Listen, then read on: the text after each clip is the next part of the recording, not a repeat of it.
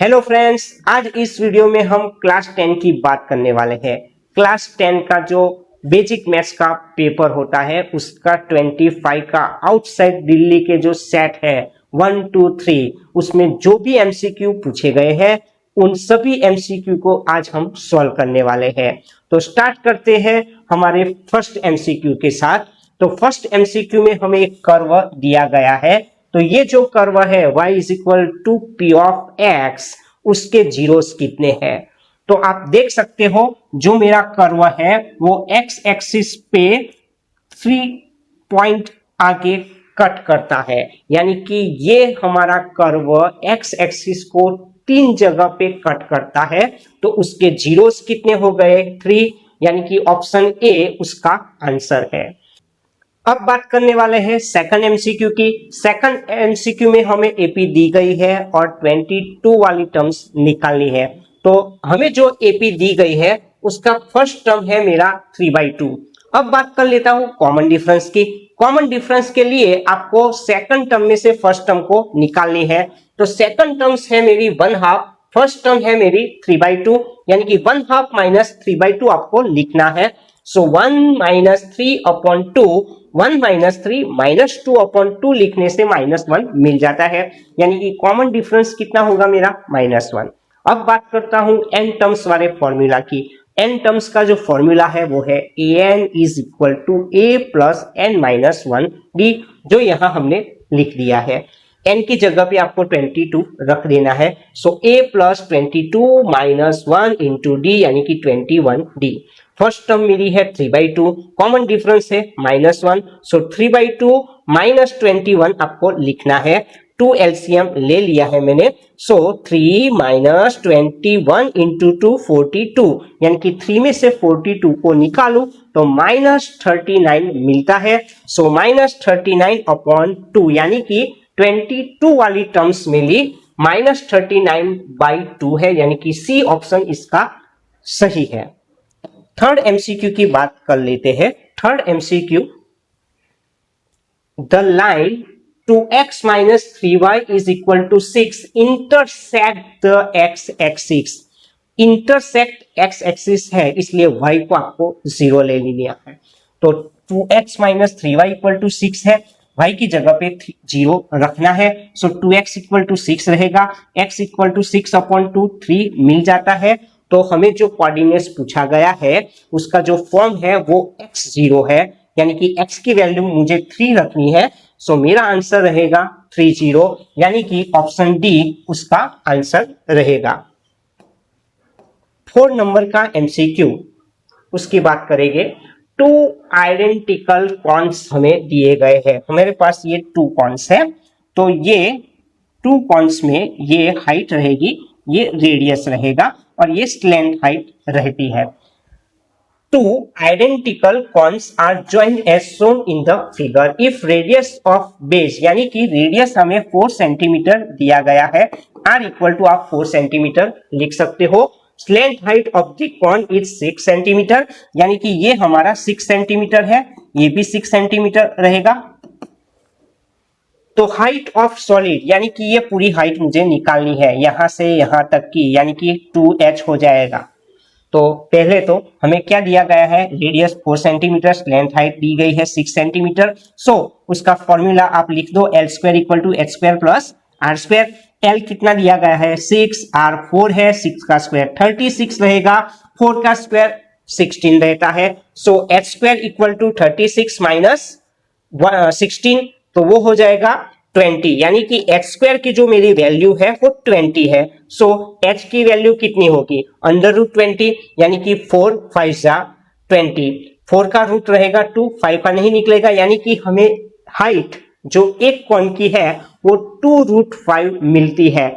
तो बात करता हूं पूरा ये जो सॉलिड मुझे दिया गया है तो उसमें 2 हाइट होगी। तो मैं क्या करूंगा? Height of solid equal to 2 into height of 1 cone की लिखूंगा। तो 1 कॉन की हाइट कितनी मिली मुझे? 2√5, उसको 2 के साथ मल्टीप्लाई करने से टोटल जो हाइट है वो मिल जाती है, यानी कि 4√5 सेंटीमीटर, ये हमारा आंसर रहेगा। नेक्स्ट एमसीक्यू की बात करते हैं। तो 5 नंबर का जो एमसीक्यू है उसमें हमें 2 लाइन दी गई है। और वो दो लाइन इनकंसिस्टेंट इज, यानी कि k की कौन सी वैल्यू के आगे वो इनकंसिस्टेंट लाइन रहेगी। तो पहली लाइन है मेरी 3x minus 7y minus 1 equal to 0। Second line है kx plus 14y minus 6 equal to 0। a1 3 रहेगा, a2 k रहेगा, b1 माइनस 7 रहेगा, b2 14 रहेगा, c1 माइनस 1 रहेगा, c2 माइनस 6 रहता है, वो हमने लिख दिया है। फॉर इनकंसिस्टेंट के लिए ये आपको याद रखना है, इनकंसिस्टेंट के लिए हमारी कंडीशन रहेगी a1 upon a2 is equal to b1 upon b2 is not equal to c1 upon c2। a1 की वैल्यू 3, a2 की k, b1 की माइनस 7, b2 की माइनस 14, c1 की माइनस 1, c2 की माइनस 6। इस पोर्शन की जरूरत नहीं है, इतना पोर्शन हम ले लेते हैं। क्रॉस मल्टीप्लाई कर दे तो माइनस 7 के 40 इंटू 3 42 हो जाएगा, 14 इंटू 3 42 हो जाएगा। So k is equal to 42 upon minus 7, 7 6 जा 42, यानी कि k की वैल्यू माइनस 6 मिल जाती है, यानी कि ऑप्शन ए उसका सही है। एमसीक्यू नंबर 6 की बात करते हैं। 2 डाइस आर रोल्ड टुगेदर, यानी कि s इक्वल टू आप 1 2 3 4 5 6 मल्टीप्लाई बाई 1 2 3 4 5 6 लिख सकते हो, यानी कि s इक्वल टू क्या रहेगा 1 1 1 2 1 3 अप टू 6 6, यानी कि total number of possible outcomes कितने रहेंगे 36। ये आपको अभी याद रखना है। हमारी जो इवेंट्स है उसकी बात करता हूं। इवेंट ए है getting a some more than 9। तो 4 की लाइन की बात करूं तो 4 6 आपको मिल जाएगा, तो मैंने यहां 4 6 लिखा है। 5 की लाइन की बात करूं तो 5 5 वो 10 होता है, 9 से ज्यादा होता है, तो 5 5 आप लिख सकते हो। उसी हिसाब से 5 6 11 वो भी आप लिख सकते हो। 6 की लाइन बात करो तो 6 4 10 वो लिख सकते हो। 6 5 11 वो भी चलेगा। 6 6 12 तो वो भी चलेगा। ये सभी के सम 9 से ज्यादा ही है। सो हमें टोटल फेवरेबल आउटकम्स 1 2 3 4 5 और 6 मिलते हैं, यानी कि ए की प्रोबेबिलिटी लिखने के लिए फेवरेबल आउटकम्स आपको लिखने हैं पहले। तो फेवरेबल आउटकम्स मेरे कितने रहे 6 रहे, अपॉन टोटल पॉसिबल आउटकम्स कितने हैं 36 है। सो 6 अपॉन 36 कितना हो जाएगा 1 अपॉन 6, यानी कि इस एमसीक्यू का आंसर रहेगा सी 1 upon 6। MCQ number 7, MCQ number 7 है, हमें एबीसीडी रेक्टेंगल दिया गया है, उसके कितने वर्टिसेस भी दिए गए हैं 2 -2 8 4 4 8 और -2 2। आप देख सकते हो रेक्टेंगल की बात कही गई है और उसका डायगोनल निकालना है, तो ये एबीसीडी हम लिख देते हैं।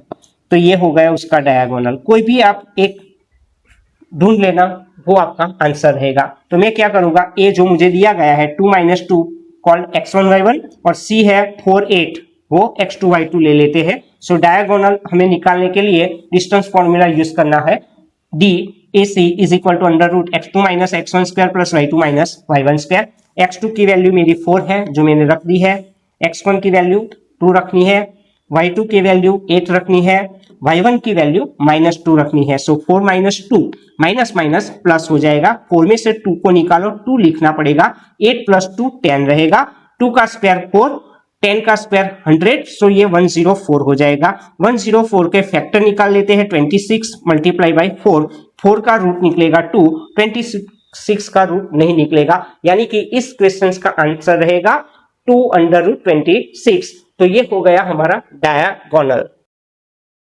एमसीक्यू नंबर 8 की बात करने वाले हैं। इन द गिवन फिगर, हमें एक फिगर दिया गया है, पी हमारा टेंजेंट है, सेंटर है ओ, ए पी ओ 30 हमें दिया गया है, रेडियस जो हमें ओ ए है 2.5 सेंटीमीटर दिया है, ओपी हमें निकालना है।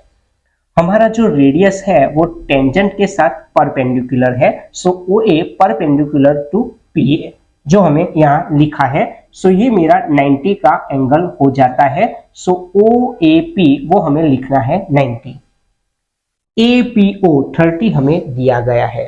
So sine 30 is equal to, यानी कि साइन यानी कि ऑपोजिट साइड अपॉन हाइपोटेन्यूज आपको लिखना है, यानी कि sin 30 equal to opposite side कौन सी होगी, OA, और ये हो गया हमारा हाइपोटेन्यूज। sin 30 की वैल्यू मेरी 1/2 है, OA की वैल्यू है 2.5, OP मुझे निकालना है। So OP is equal to 2 into 2.5 करना पड़ेगा। 2.5 इंटू 2 यानी कि 5 सेंटीमीटर मुझे मिल जाता है। सो मेरा ऑप्शन रहेगा बी, 5 सेंटीमीटर। MCQ नंबर 9 की बात करने वाले हैं। हमें हैपनिंग इवेंट की प्रोबेबिलिटी 57% दी गई है, यानी कि P of E 57% is equal to आप 0.57 लिख सकते हो। क्वेश्चन मेरा है नॉन हैपनिंग इवेंट की प्रोबेबिलिटी कितनी होगी, यानी कि P ऑफ E नॉट हमें निकालना है। तो P ऑफ E नॉट का फॉर्मूला यूज करेंगे। P of E not is equal to क्या होगा, 1 माइनस P ऑफ E, यानी कि 1 में से 0.57 को आपको निकालना है, तो कितना बचेगा 0.43, यानी कि 0.43 इस क्वेश्चन का आंसर रहेगा। MCQ number 10, OAB is sector of a circle with centre O, radius 7 centimetre दिया है, लेंथ ऑफ आर्क भी दिया गया है 22/3। लेंथ ऑफ आर्क का फॉर्मूला यूज करना पड़ेगा, pi r theta upon 180 is equal to 22/3। Pi की वैल्यू मेरी 22/7 है, रेडियस 7 दिया गया है, थीटा अपॉन 180 लिखना पड़ेगा 22/3। 7 कट हो जाता है, so theta is equal to 22/3। 180 की साइड चेंज करो, ऊपर चला जाएगा, 22 की साइड चेंज करो, नीचे आ जाएगा, 22 कट हो जाएगा। सो 180 अपॉन 3 कितना होगा 60 डिग्री, यानी कि यहाँ पे जो AOB पूछा गया है उसका आंसर रहेगा 60 डिग्री। अब बात करेंगे MCQ नंबर 11 की। इन ट्राइंगल ABC आप देख सकते हो DE पैरेलल BC हमें दिया गया है, सभी की वैल्यू दी गई है। AE की वैल्यू है मेरे पास 2x + 1, EC की वैल्यू मुझे दी गई है 4 सेंटीमीटर, AD की वैल्यू दी गई है x + 1 सेंटीमीटर, DB की वैल्यू है 3 centimetre. By using Thales theorem, Thales theorem यहाँ पे यूज करना पड़ेगा। AD upon BD, AE upon EC आप लिख सकते हो। AD की वैल्यू हमारे पास है x + 1, BD की वैल्यू 3 है, AE की वैल्यू 2x + 1 है, CE की 4 है। क्रॉस मल्टीप्लाई कर दो, 4 के साथ x + 1 का मल्टीप्लाई, 3 के साथ 2x + 1 का, सो ये हो गया 4x, 4 × 1 = 4, 3 2x 6x, 3 × 1 = 3। सो 4x + 6x माइनस हो गया, +4 माइनस हो जाएगा। 4x में से 6x को निकालो, -2x, 3 में से 4 को निकालो, -1, -2x = -1 आया। सो 2x = 1 लिख सकते हो, यानी कि x की जो मेरी वैल्यू है वो 1/2 मिलती है, यानी कि 11 MCQ में हमें आंसर मिलता है B, 1/2। अब बात करते हैं 12 नंबर के MCQ की। 12 नंबर का जो MCQ है उसमें हमें दिया गया है 3 coins are tossed together, 3 coins are tossed together। So H = क्या लिखेंगे, HHH, HHT, HTH, HTT, THH, THT, TTH, TTT, यानी कि total possible number of outcomes कितने मिलेंगे 8, यानी कि नंबर ऑफ S 8 मिलते हैं। इवेंट है मेरा एग्जैक्टली 1 कॉइन शोज हेड, यानी कि 1 हेड आता है, वो सभी एलिमेंट आपको लिखने हैं इवेंट ए में। तो देखो इधर मैं देखूं तो ये मेरा एक एलिमेंट मिल गया HTT, उसमें एक H है, इसमें भी एक H है, THT, TTH, उसमें भी एक H है। तो फेवरेबल आउटकम्स कितने हुए 3 हुए, तो आप लिख दो नंबर ऑफ ए 3। सो ए की प्रोबेबिलिटी, उसका फॉर्मूला यूज करो, number of A upon number of S. Number of A कितने मिले मुझे फिर से बोलता हूं 3, और नंबर ऑफ एस कितने हैं मेरे पास 8। सो 3/8 इस MCQ का आंसर मिलता है, यानी कि ऑप्शन डी इसका आंसर है। इन 2 concentric circles centered ओ दिया गया है, लार्जर जो मेरा सर्कल है उसका जो कॉर्ड है वो स्मॉलर सर्कल को सी में टच करता है। लार्जर जो सर्कल हमारा है उसका रेडियस ओ ए है, ओ ए मुझे दिया है 3.5 सेंटीमीटर।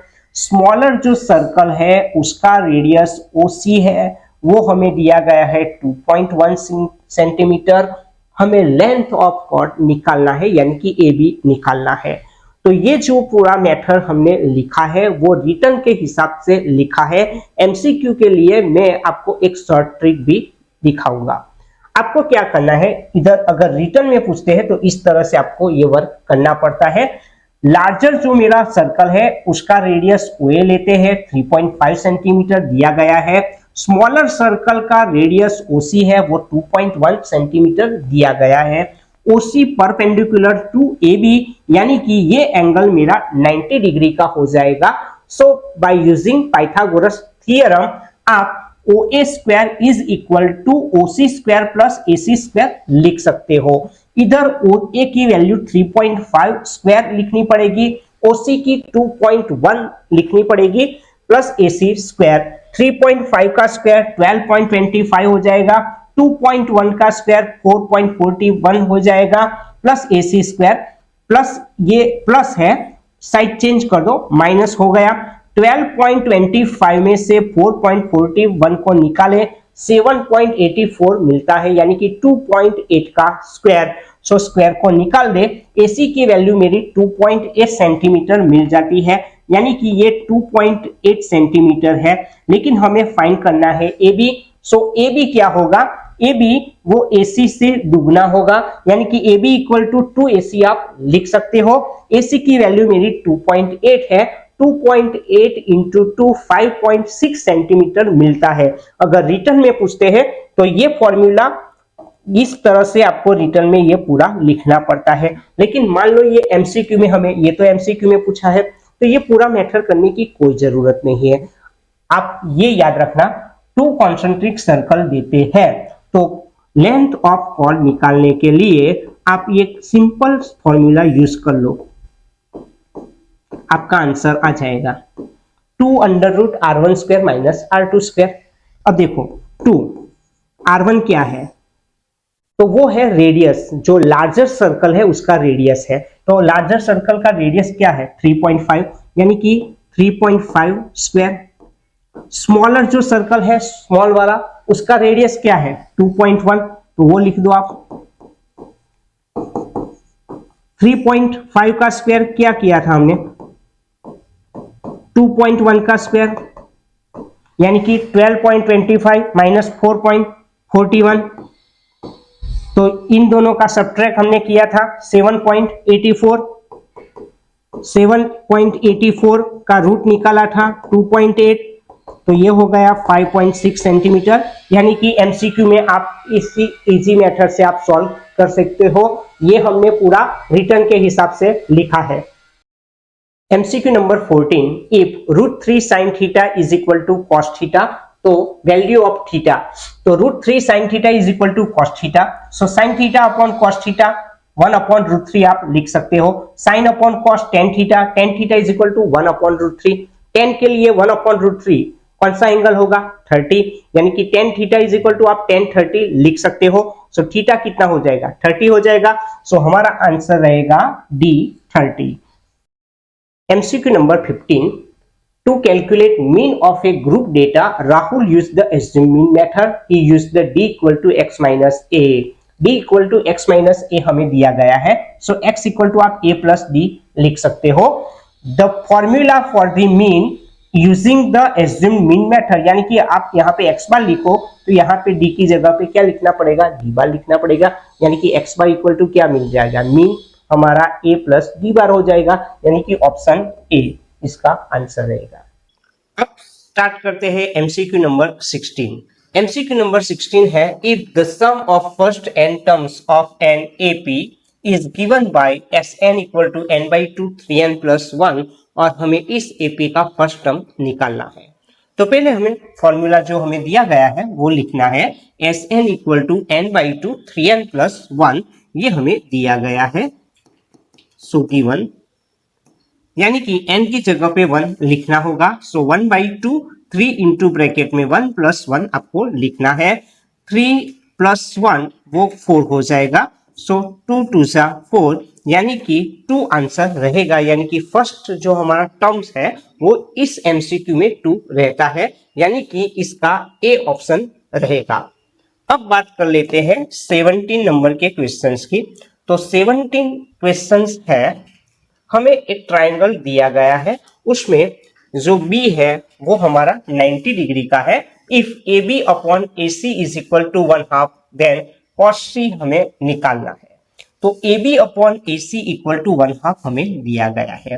तो आप देख सकते हो ए बी अपॉन ए सी, यानी कि ये सी की जो है वो ऑपोजिट साइड है और ये हाइपोटेन्यूज दिया गया है, यानी कि sine C is equal to आप 1/2 लिख सकते हो। साइन के लिए 1/2 वैल्यू साइन 30 के लिए रहती है। सो सी की वैल्यू हमें 30 मिल जाती है। साइन सी साइन 30, सो सी 30 है। और हमें क्या काउंट करना है, कॉस सी। सो कॉस सी यानी कि सी की वैल्यू मेरी 30 है और कॉस 30 की वैल्यू √3/2 रहती है। सो इस एमसीक्यू का आंसर रहेगा √3/2। नेक्स्ट एमसीक्यू की बात करेंगे अब। तो नेक्स्ट एमसीक्यू हमारा रहेगा 18। The volume of air in a hollow cylinder is 450 centimeter cube. A cone of same height and radius as that of cylinder is kept inside it. The volume of empty space of the cylinder हमें निकालना है। तो volume of empty space निकालने के लिए हम पूरा जो वॉल्यूम ऑफ सिलेंडर है वो निकालने वाले हैं, उसमें से वॉल्यूम ऑफ कॉन को हम निकाल देंगे। तो वॉल्यूम ऑफ सिलेंडर का जो हमारा फॉर्मूला है πr²h आपको लिखना है। वॉल्यूम ऑफ कॉन 1/3 πr²h यहाँ लिखा है। सो ये 1 टाइम πr²h है, उसमें से अगर 1/3 πr²h को निकाला जाए तो हमारे पास 2/3 πr²h रहेगा। अब πr²h हमें दिया गया है, आप देख सकते हो यहाँ पे सिलेंडर का जो वॉल्यूम है वो हमें दिया गया है 450 सेंटीमीटर क्यूब, जो हमने यहाँ रख दिया है। सो 450 अपॉन 3 करने से आपको 150 मिलता है। 150 का 2 के साथ मल्टीप्लाई करो तो 300 सेंटीमीटर क्यूब मिलेगा। तो वो हमारा आंसर रहेगा ऑप्शन डी। नेक्स्ट क्वेश्चंस की बात करेंगे। नेक्स्ट क्वेश्चंस है हमारा एमसीक्यू नंबर 19। इसमें हमें 15 टर्म्स निकालनी है। हमें एक एपी दिया गया है। तो एपी का मेरा जो फर्स्ट टर्म्स है वो है 13/3, सेकंड टर्म है 9/3, यानी कि आपको कॉमन डिफरेंस पहले निकाल लेना है। कॉमन डिफरेंस निकालने के लिए सेकंड टर्म में से आपको फर्स्ट टर्म को निकालना पड़ेगा। तो मेरा जो सेकंड टर्म्स है वो है 9/3 और मेरा जो फर्स्ट टर्म है वो है 13/3। सो 9/3 माइनस 13/3 करना पड़ेगा। 9 में से -13 को निकाले तो -4/3 रहेगा, यानी कि हमारा जो कॉमन डिफरेंस है वो है -4/3। अब n टर्म्स के लिए मुझे फॉर्मूला लिखना पड़ेगा। an is equal to a plus n minus 1d। यहाँ पे n हमें 15 लेना है। सो n की जगह पे आपको 15 लिखना पड़ेगा। a प्लस 15 माइनस 1d यानी कि 14d हो जाएगा। यहाँ पे a यानी कि फर्स्ट टर्म की वैल्यू है 13/3 और कॉमन डिफरेंस हमने निकाला है -4/3। सो 13/3 प्लस माइनस माइनस रहेगा। 14 4 जा 56 अपॉन 3 आपको लिखना है। एलसीएम सेम रहेगा 3। सो 13 माइनस 56 करना होगा। 13 में से अगर 56 को निकाला जाए तो -43 बचता है। सो -43 अपॉन 3 यानी कि इस क्वेश्चन का आंसर रहेगा हमारा ऑप्शन डी। नेक्स्ट एमसीक्यू की बात करने वाले हैं। तो नेक्स्ट एमसीक्यू है हमारा 20 वाला। ये बहुत इजी एमसीक्यू पूछा गया है। हमें क्वाड्रेटिक पॉलिनोमियल के जीरोस दिए गए हैं 0 n -2, यानी कि हमारा जो क्वाड्रेटिक पॉलिनोमियल है उसके 2 जीरो हमें दिए गए हैं, लेकिन हमें फाइंड करना है कि हमारा वो क्वाड्रेटिक पॉलिनोमियल कौन सा होगा। तो क्वाड्रेटिक पॉलिनोमियल ढूंढने के लिए हमें जो जीरोस दिए गए हैं वो हम अल्फा और बीटा फॉर्म में ले लेते हैं, यानी कि अल्फा हमारा रहेगा 0 और बीटा रहेगा -2 और रिक्वायर्ड क्वाड्रेटिक इक्वेशन का फॉर्मूला आपको ये याद रखना है, x square minus sum of the zeros यानी कि alpha plus beta into x plus product of the zeros यानी कि अल्फा बीटा। सो अल्फा हमें दिया गया है 0, बीटा की वैल्यू -2 रहेगी, यहाँ अल्फा की वैल्यू 0, बीटा की वैल्यू -2 आपको लिखनी है। ये माइनस माइनस प्लस हो जाएगा, 2 इंटू एक्स 2x, ये पूरा टर्म 0 होता है। सो एक्स स्क्वायर प्लस 2x आप 0 लिख सकते हो। बोथ साइड मैंने 4 के साथ मल्टीप्लाई किया है, तो 4 के साथ एक्स स्क्वायर प्लस 2x का मल्टीप्लाई करो, 0 का 4 के साथ मल्टीप्लाई करने से 0 ही रहता है। सो 4x स्क्वायर प्लस 4 2 जा 8x, या आप इस तरह से भी लिख सकते हो, दो तरह से हम आंसर लिख सकते हैं, एक 4x square plus 8x form में भी आप लिख सकते हो, या फिर इनमें से x को कॉमन ले लो तो 4x ब्रैकेट में x प्लस 2 भी आप लिख सकते हो। जिस तरह का आपका ऑप्शन है उस तरह का आपका आंसर होना चाहिए। हमारा आंसर है 4x x प्लस 2 जो हमने यहाँ लिख दिया है। नेक्स्ट एमसीक्यू की बात करेंगे, 21 वाला हमारा जो एमसीक्यू है उसमें 2 dice are rolled together, 2 dice are rolled together यानी कि S इक्वल टू आप 1 1 1 2 1 3 अप टू 6 6 लिख सकते हो, यानी कि number of total possible outcomes की बात करूं तो वो 36 रहेंगे। हमारा जो इवेंट्स है वो है कुछ इस तरह से, outcomes A B such that b is equal to twice A, यानी कि जो मेरा y कोऑर्डिनेट है वो x कोऑर्डिनेट से दुगना होना चाहिए। तो आप देख सकते हो, तो इस इवेंट में मुझे कौन कौन से यहाँ पे एलिमेंट्स मिलने वाले हैं, तो 1 1 2 6 6 में हमें ए फर्स्ट रो की बात करूं तो 1 2 मिल जाएगा, यानी कि ये जो y कोऑर्डिनेट है इससे दुगना है। अब 1 1 1 2 1 3 1 4 1 5 1 6 इसमें से सिर्फ 1 2 आएगा। उसी तरह आप 2 की लाइन को लिखेंगे 2 1 2 2 2 4 2 3 2 4 2 5 2 6, तो 2 4 आ जाएगा, तो वो भी हमने लिखा है। 3 की लाइन की बात करूं 3 1 3 2 3 3 3 4 3 5 3 6, तो 3 6 रहेगा। आप आगे जाओगे तो कोई भी ऐसी आपको रो नहीं मिलेगी जिसके अंदर y कोऑर्डिनेट x कोऑर्डिनेट से डबल होगा, यानी कि हमें ये जो फेवरेबल आउटकम्स है वो 3 मिलते हैं। So number of a is equal to आपको 3 लिखने हैं। नंबर ऑफ s कितने हैं 36, नंबर ऑफ a मुझे मिले हैं 3। सो प्रोबेबिलिटी की बात कर देते हैं। So p of a is equal to number of a upon number of s। Favourable outcomes कितने रहे हमारे 3, टोटल पॉसिबल आउटकम्स कितने रहे 36। सो 3 अपॉन 36 आपको लिखना है, तो 3 अपॉन 36 कितना हो जाएगा 1 अपॉन 12, यानी कि इस एमसीक्यू का आंसर रहेगा 1 अपॉन 12। 22 एमसीक्यू की बात करने वाले हैं, तो हमारा जो 22 एमसीक्यू है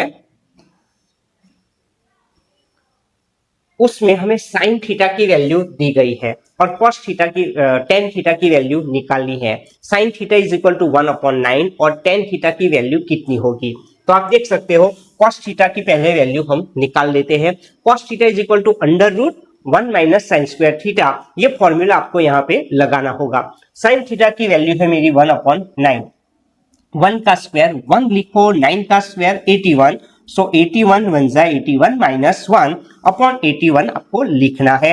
81 में से 1 को निकालो 80 रहेगा, सो 80 अपॉन 81 आप लिख सकते हो।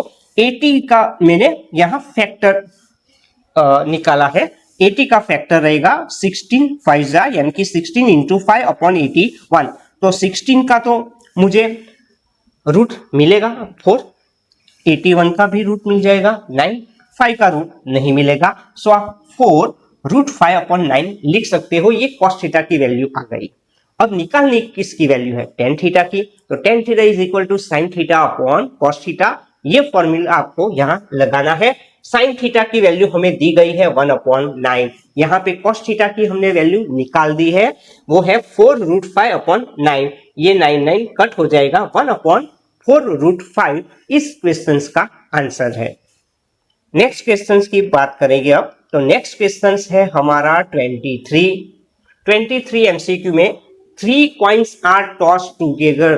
3 कॉइन्स की बात कही गई है। तो आप देख सकते हो अगर कॉइन को एक बार उछाला जाए तो एसटी मिलेगा, दूसरी बार एसटी मिलेगा, तीसरी बार भी एसटी ही मिलता है।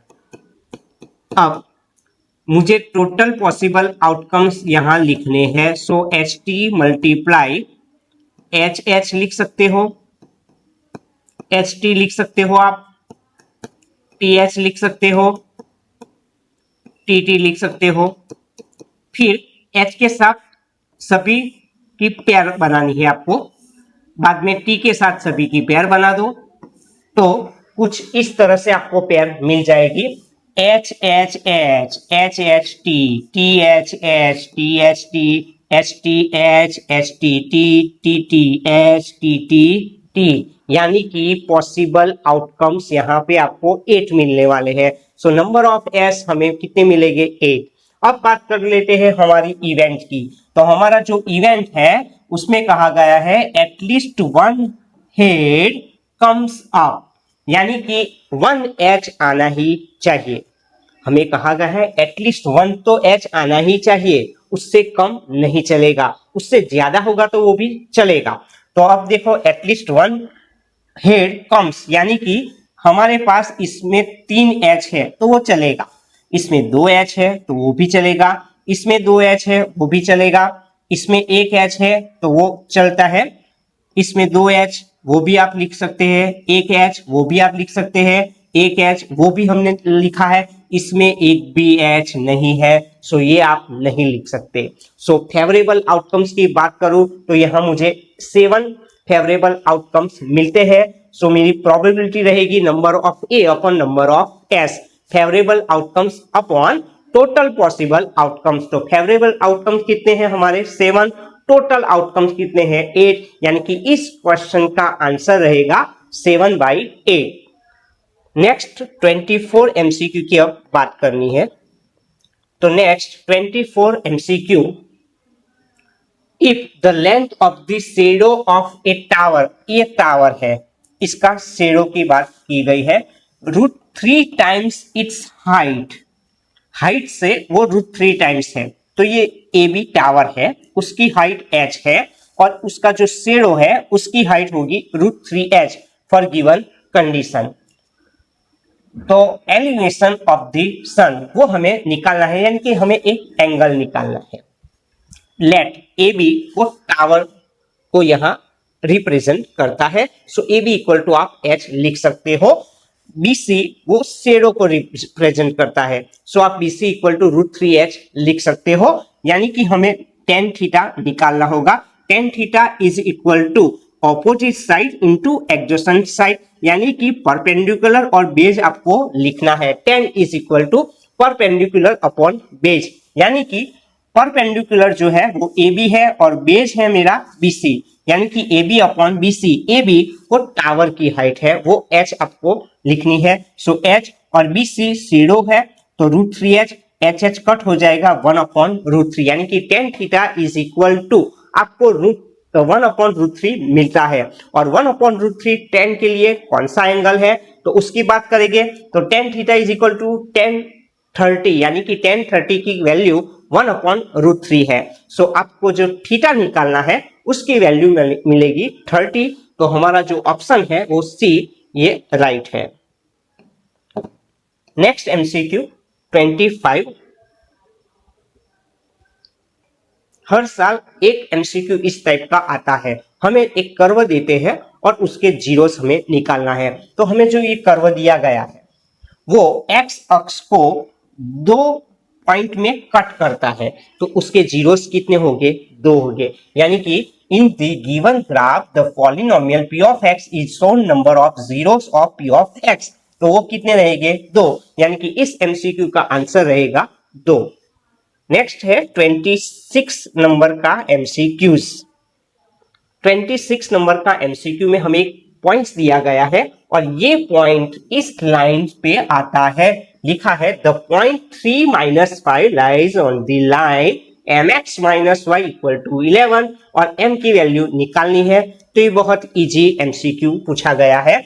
हमारी जो लाइन है वो है mx minus Y is equal to 11। अब क्या करेंगे, उसमें हमें जो पॉइंट्स दिए गए हैं उसकी वैल्यू रखनी है, यानी कि आपको x की जगह पे 3 रखना है, y की जगह पे -5 रखने हैं। सो x की जगह पे मैंने यहाँ 3 रख दिया है, y की वैल्यू -5 लिख दी है, is equal to 11 minus minus +5 हो जाता है। +5 अगर राइट हैंड साइड ला दे तो वो माइनस रहेगा, 11 में से 5 को निकालो 6 रहेगा, यानी कि 3m इज इक्वल टू आप 6 लिख सकते हो, यानी कि m इक्वल टू 6/3। m की वैल्यू कितनी रहेगी 2, यानी कि इस एमसीक्यू का जो ऑप्शन है वो डी सही है। अब नेक्स्ट एमसीक्यू की बात करते हैं। नेक्स्ट एमसीक्यू है assertion and reason based questions. उसमें ए ऑप्शन हमें दिया गया है both assertion and reason are true and reason is correct explanation of assertion. B option both assertion and reason are true but reason is not correct explanation of assertion. C option है assertion is true but reason is false. D option assertion is false but reason is true. तो इस type का MCQ हमें देखना है। तो next MCQ की बात करने वाले हैं।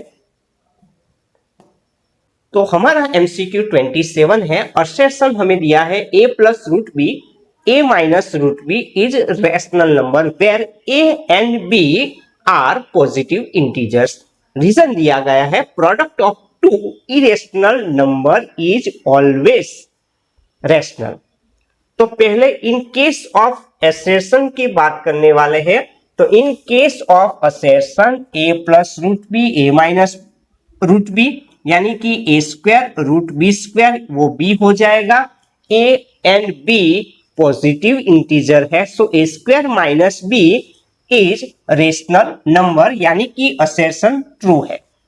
प्रोडक्ट ऑफ टू इरेशनल, वो रैशनल भी हो सकते हैं इरेशनल भी हो सकते हैं, और हमें यहाँ पे कहा गया है कि product of two irrational is always rational.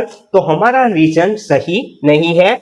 Assertion वो ट्रू है लेकिन रीजन फॉल्स है। सो इस एमसीक्यू का आंसर ऑप्शन सी रहने वाला है। Option C is correct.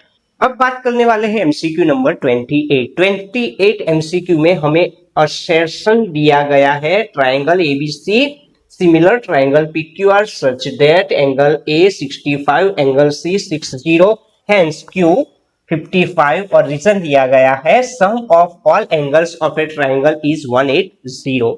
तो हमें जो दिया गया है उसकी बात कर लेते हैं। Two given triangle ABC similar triangle PQR, A की वैल्यू 65 है और C की वैल्यू मुझे 60 दी गई है। तो हम क्या करेंगे, यहाँ पे B की वैल्यू निकालने वाले हैं। सो 180 में से A एंगल और C एंगल की हम वैल्यू को निकाल देने वाले हैं। तो 180 में से A की वैल्यू 65 निकालेंगे, C की वैल्यू 60 निकालेंगे, यानी कि 65 60 125 हो जाएगा। सो 180 में से 125 को निकालूंगा तो 55 रहेगा और 55 हमें दिया गया है Q। सो एंगल B और एंगल Q सेम रहता है, यानी कि assertion and reason both are true but reason is not correct explanation of assertion, यानी कि इस क्वेश्चन का जो आंसर है वो रहेगा ऑप्शन बी, यानी कि ऑप्शन बी इसका आंसर है। तो इस तरह से हमने 2025 के जो आउटसाइड दिल्ली के सेट हैं वो कंप्लीट कर दिए हैं।